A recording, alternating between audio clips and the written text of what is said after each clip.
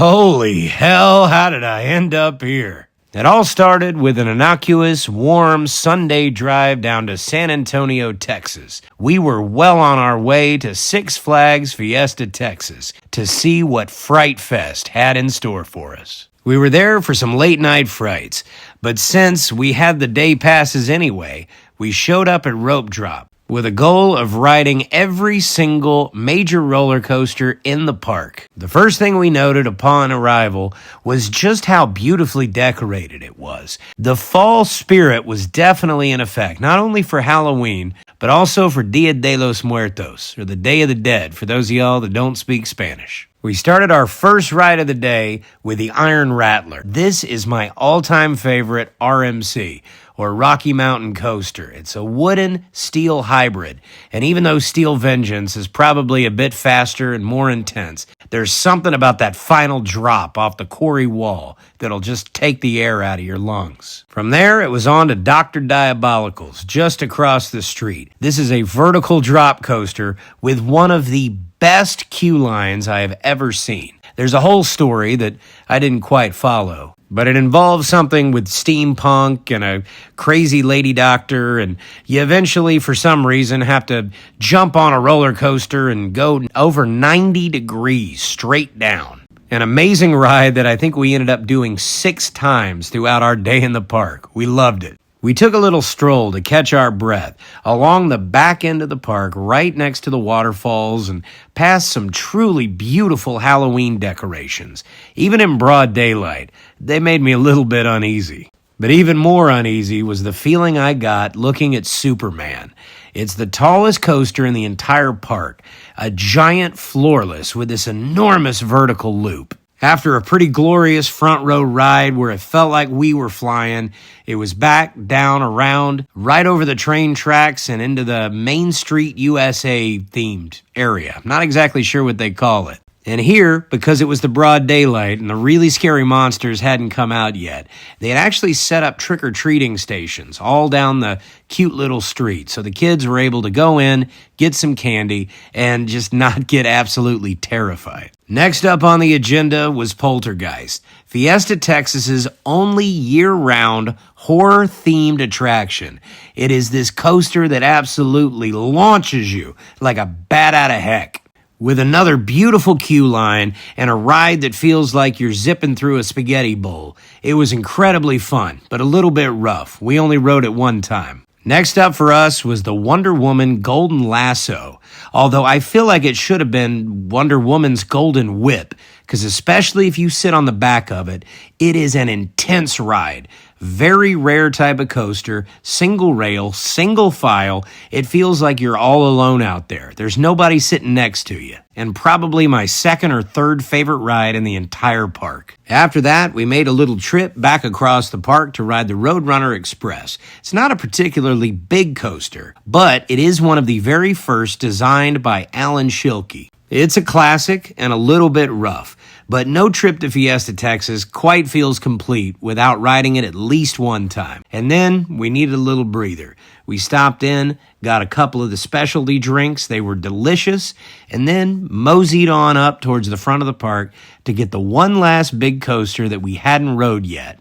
And Goliath, or as it's now known, El Chupacabra, was definitely worth the wait. Our last ride in the daylight would be Batman. And it could be debatable as to whether or not that's even considered a big coaster, but it is a truly unique experience, spinning you around and all kinds of this way and that, flipping and flying and dipping and diving. You don't even know what direction you're facing most of the time, and it's usually a ride that I can only ride once.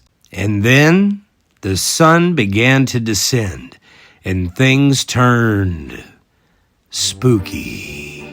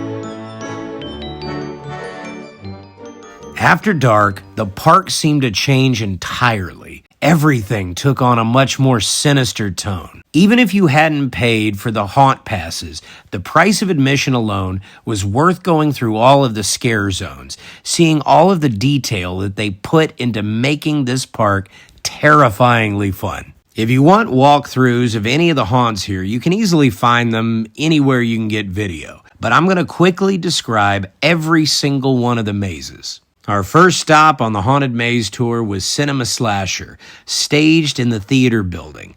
I believe it was the largest maze in the entire park. It was a series of about 10 or 12 different scenes, each themed after a different movie, none of them strong enough to support a maze on their own, but nearly all of them incredibly creative and clever.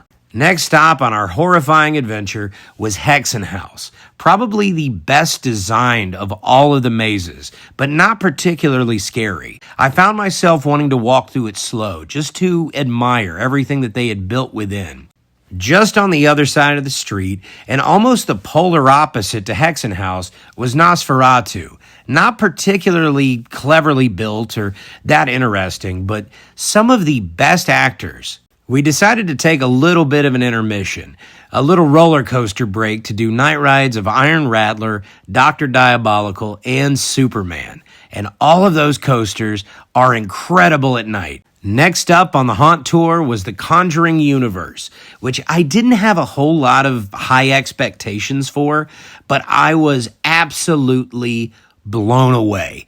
I do not want to spoil anything, but each room was a little bit different, and the set design was made in such a way that it almost felt unreal. There were these visual effects within the haunt itself that created scare zones that I had not seen anywhere else.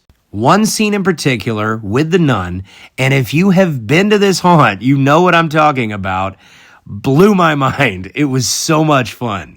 The other licensed maze just close by was Saw Legacy of Terror, and I gotta tell you, not nearly as impressive as the Conjuring Universe, but to be fair, it's a little bit of a tough act to follow.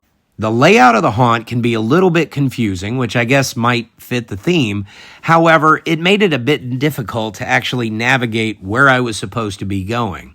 The set design, however, was still very, very clever. I loved the scenes that they built, the traps that they simulated. There was one in particular involved an aquarium headpiece. I'm not going to spoil it past that. After about 3 or 4 more rides on Dr. Diabolical, we finally made our way back to the far side of the park to find Twisted Theater of Torment, the smallest of the haunts, but one of the best acted. This place was clown themed, and the entire boardwalk around it was full of clowns. And if you know anything about me, I love a good creepy clown. Twisted took maybe 2 minutes to walk through, but every single second of it was full of some actors having the absolute best time possible. I loved it. And then, at the end of the night, just for good measure, why not do one more ride on Dr. Diabolical? As we made our way out on sore feet after 10 hours of going back and forth, trying to experience as many cool things as possible, getting scared both on the roller coasters and in the haunted mazes, Fiesta Texas's Fright Fest was a truly amazing experience.